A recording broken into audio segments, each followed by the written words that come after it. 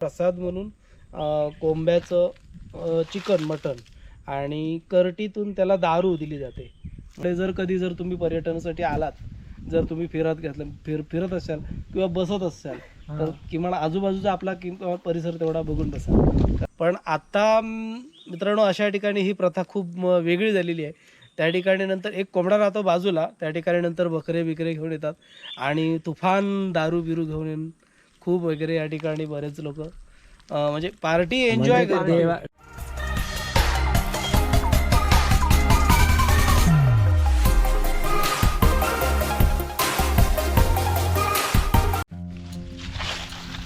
मित्रांनो आता आपण आलोय धामापूर लेक. धामापूर हे तलाव खूप वर्षानुवर्ष हे तलाव या ठिकाणी स्थापन आहे आणि ह्याची डीप जर बघितलं तर डीप याची खूप किमान 200-300 फूट डीप आहे याची खोल आणि हे कधीही वर्षानुवर्षे हे राहतं आणि झऱ्याचं पाणी असल्यामुळे हे कधी आटत नाही.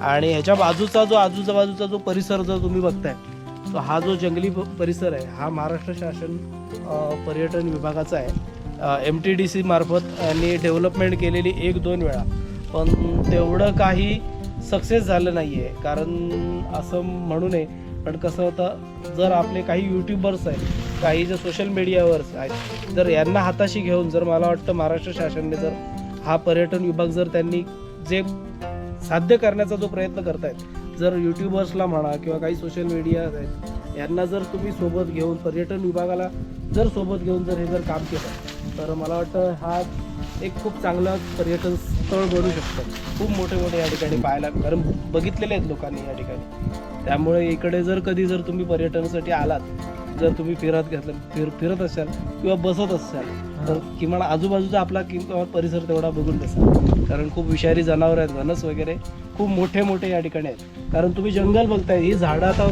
खूप 100, 150, 200 वर्षापूर्वीची झाडं आहेत, एवढी मोठी. कारण इथं जंगल तोडीला खूप म्हणजे सक्त मनाई असल्यामुळे ही झाडं तोडली जात नाही.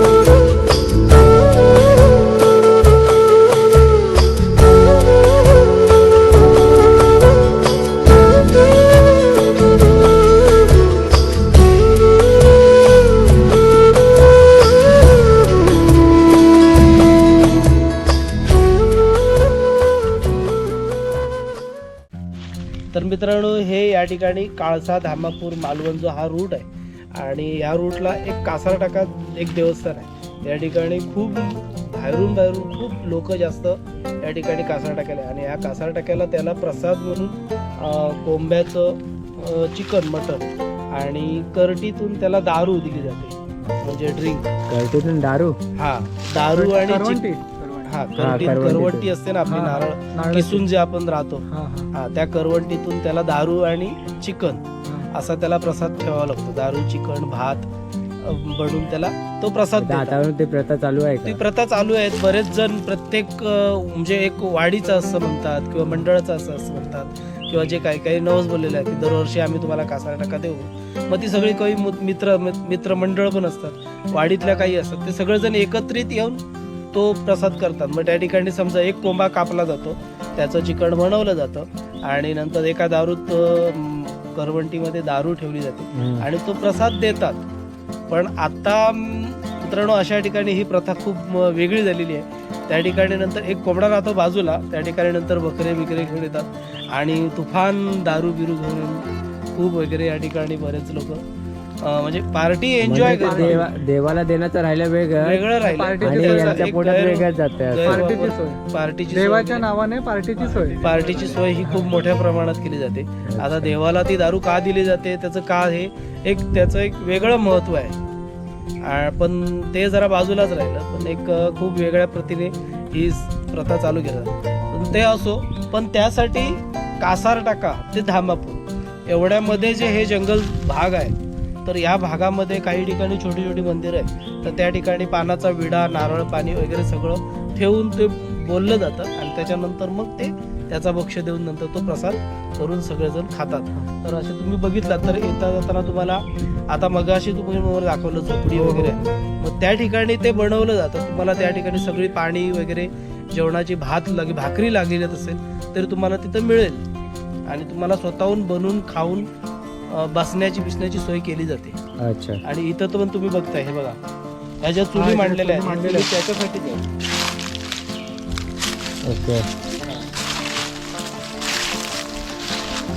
तर बरेच लोक या ठिकाणी हे तर तुम्ही जे बघताय आता हे जे आपल्याला माहिती सांगणार आहे आपल्या तुमच्या चॅनलचं नाव कोकण गजाली. कोकण गजाली यांचे सर्व नक्की लाईक करा. संदेश दादा तर खूप छान अशी माहिती सांगितली याबद्दल. अजून आपल्या इकडे असं पर्यटनमध्ये फिरण्यासारखं काय आपल्या इथे आजूबाजूला असं? अजून आता इथे एक हे धामापूर तलावाचं ज्या ठिकाणी एंड होतं त्या ठिकाणी एक भगवती देवीचं मंदिर आहे. अच्छा, भगवती देवीचं. खूप वर्षानुवर्ष आता आठवलं का? आठवलं. अरे हा इकडचं तर बोलतात मला आठवत नाही, बोलतात मी नाव विचारलं बोलतं, असं कसं आहे? ठीक आहे, तर आपण आता जाऊया पुढे. तर भगवती देवीचं मंदिर आहे तर ते सुद्धा एक्सप्लोर करूया याच ब्लॉगमध्ये. तर जाऊया.